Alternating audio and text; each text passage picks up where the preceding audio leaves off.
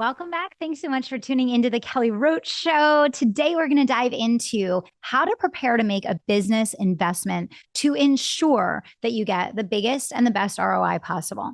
So make sure you stick around until the end, because I know there's big things you want to do with your business, but also you carry the weight of past investments that didn't pan out. So if you want to make sure that never happens again, listen to the full episode. All right, let's get right down to business. I know that so many of you are excited about the new year. You want to be in a full state of passion, excitement, and optimism. But the truth is you still carry maybe the weight of past investments that didn't quite bring the return that you were hoping, or things that you stretched yourself to invest in that just didn't work out. Maybe you've been disappointed in vendors. Maybe you've been disappointed in yourself. How do we reverse that cycle and make sure it never happens again? So here are a couple things that I would make sure you put in place to ensure you get the biggest and best return from anything that you do in your business. The first one I would say is make sure that you are fully committed to implementing what you're investing in. Now, I think that in the moment when you are making an investment, of course, you think to yourself that you're committed to implementing it, but let's dial the clock back a little bit and look at past investments that you've made and what percentage usage you actually demonstrated. Now, I know for a fact in selling $30,000, $50,000, $80,000 products that the vast majority of people only use a very small fraction of what they invest in. In fact, my teams have to work very, very hard to get people to utilize the investments that they've already made. We employ full-time people that their focus, their role is getting people to use what they already paid for, which is crazy, right? But it tells you a little bit about human behavior. We get excited in the moment about what we're going to invest in, but we're not truly prepared to make the return. So the first thing that you need to do is when you're going to think about making a new investment, you need to look at what you're going to remove from your cadence or from your calendar, or probably both, in order to make space for this thing. So for example, there's at any given time, there's going to be maybe dozens of things that you see as being broken that need to be fixed in your business. And you may see that a solution pops up to a problem that you really want to fix in your business. I'm just using this as an example. And the solution might be the right solution. And the person selling it might be a person that, you align with and want to learn from. But you may not be in a position where you are able to allocate the resources in order to invest in it. So the first step is you need to look at both your bandwidth with your team or yourself and your calendar. There's a sacrifice that needs to be made for any solution that you want to achieve. What do I mean by that? What I mean is, in order for you to make the space to take this new thing, embrace it, embody it, implement it, get a result from it, something else has got to go. You can't just keep layering more and think that the quality of your work is going to elevate. And so there is a time and space when you need to layer more, absolutely. But for the vast majority of entrepreneurs that are listening to this show, you will have to find something that will pause, that will get moved off your plate, that will go on the back burner in order to create the cadence and the space to implement. And when I say cadence, what I mean is this: when you commit to making an investment, the person that's going to determine whether or not you get a return is you. It's not the person that you're buying from. And so when I make an investment in something, the first thing that I do is I sit down with the calendar, I rearrange the calendar around that investment so that I make sure that the person that's responsible for getting a return from that investment, which is me, is fully committed and invested in doing what it takes to get that return. Period. If it's not on the calendar, it's not going to get done. And so if it's important to you, you have to be willing to make a sacrifice somewhere else, to move something off your calendar, to pause it, to do less of it in order to create space for the thing that you're investing in. So the first thing that you need to do is you need to look at with the investment, what time it will take for you to either learn or interact or engage with whatever that investment is that you're making with the person or the brand or the vendor that you're investing with. What is the time between you and them that's necessary to make the investment productive and profitable? And then secondarily, what is the time independently when you're not with them that you need to create in order to be able to get the ROI? These two things, number one, are separate, and number two, are both essential. And this is the main reason why people fail.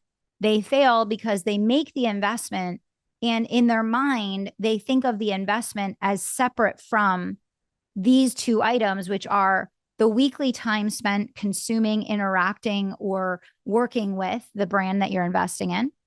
And then the flip side, which is then taking it and working on your own to fully maximize it. So think about it. You're making an investment. There's a change, a transformation, or a result that you want.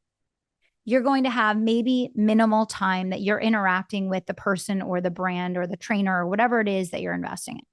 The time that you have with them should be only a small fraction of the time overall that you spend implementing what you're learning from them. And a lot of people miss both of these things. They think that making the investment is where it starts and ends, but they don't have a strategy for getting an ROI from the investment. And because you don't have a strategy for getting an ROI from the investment, time passes very, very quickly. And maybe your time of investing in that particular thing goes by. All of a sudden, you no longer have access. You no longer have that support. Now you're resentful towards them, and you're disappointed and frustrated with yourself. Your resentment towards them is that you gave them money and you didn't get a result. And you're frustrated and disappointed with yourself because you know you didn't take action. And it was destined to fail before it even started. So the first step that you do, if you're going to make an investment, is you make sure that you understand what the time needed to implement is in interaction with that investment, and that you block that on the calendar, which means that you have to have the discernment and the discipline to eliminate something else. Part one. Part two, you sit with the calendar and you figure out what your independent implementation time is going to look like to ensure that you take what you're getting from that time that you're interacting with them, and that you're able to duplicate and multiply on your own time, spanning beyond just that little window of interaction that you have with them. These two things alone are going to transform the result that you get from any investment that you make. So let's go back through this again. Part one, step one, is you have to make sure that the thing that you're investing in is central to what you want to achieve right now. It has to be in the top three most important things that you or someone on your team is going to be spending their time and energy on. So when you look at an investment that you're considering, say to yourself, does this investment address one of the top three most important pillars of where I need to generate improved results in my business, my life, my wealth, my health, whatever it is? Yes or no? Does this investment address one of the top three most important pillars in the areas that you need to get results right now? Yes or no? So it's either a primary or it's a secondary. If it is a secondary need, you probably shouldn't do it because you're probably not going to do the work. You're probably not going to get the result. If it's a primary need, a primary objective in this season for you, then it's probably a smart and wise investment. Number one. Okay. So it's a primary need. Great. Let's move on to the next step. Are you willing to commit the time with both them and on your own independently to implement this thing? So are you willing to have the discernment and the discipline to let go of other things to make space to prioritize this thing? Number two. And number three, how do you know? What did you do to actually vet this investment to ensure that of the different choices that you could have or the different pathways that you could go on in order to get to the outcome that you want, that the one that you're choosing is the best one for you. This might be when you evaluate someone's brand, their values, the style of how they're teaching, what they're teaching, their credentials or their track record of success, their client results. This is that vetting process of ensuring that, okay, you want to make an investment because you want a new result. It's a primary need. Great, we checked that box. Number two, are you committed to actually doing what it takes to get a return on investment for this? Okay, we checked that box. We said, yes, we're going to put on the calendar the recurring times with them. And yes, we're going to put on the calendar the recurring times for our independent implementation. And yes, we're going to eliminate the things that we need to move off of our plate in order to get a return on this thing. And then now we go to number three, which is making sure that, yes, we want to make this investment. We are committed to doing what it takes to get these results. Now let's make sure that we're making the investment with the right person or with the right brand for you. And this is where I feel like a lot of people have bought based on hype. They've bought based on FOMO. They've bought based on celebrity brands. They've bought based on people with a big social media following. They've bought based on how people make them feel with the story that they tell or the language that they use. But they've forgotten the most important part, which is assessing whether or not, number one, this person's values, their life, their brand, who they are as a human is someone that you want to attach your brand to. This is why I'm very, very, very selective about who I invest with, because I don't want anyone's fingerprints on my brand or in my business that doesn't align with my values, my beliefs in terms of who I'm trying to be in the world and how I want our brand represented, right? So do you want to align your brand with this person's brand based on who they are, what they do, how they show up in the world? Number two, what is the style? What is the approach, the philosophy, the pathway that they're going to be teaching? Remember that there's lots of different ways that you can go about getting to a specific objective in your business. Is this way the best way for you? Because best can be different for 100 different people. What's the best way for you? Is this a match for you in terms of the pathway that they're going to take you down? And then number three, are you selecting the best person to help you with this based on what you know about your work style, your needs, the support mechanisms that you require? Are you investing with someone based on hype or celebrity, or are you investing in someone that has the track record, the results with people, that has the hands-on kind of support that's going to be necessary to get you to your goals, right? So accessibility obviously is really important for a lot of people. One of the things I learned early on in my investment career was that investing in information without support on implementation is pretty useless, because even if you're the best student in the world, if you don't have a mechanism for getting your questions answered and getting what you're being delivered nuanced and customized, you're going to really struggle to implement it. That's why I built all of my companies to have full-time employees that are super, super hands-on in every single product line, even including our lowest ticket membership.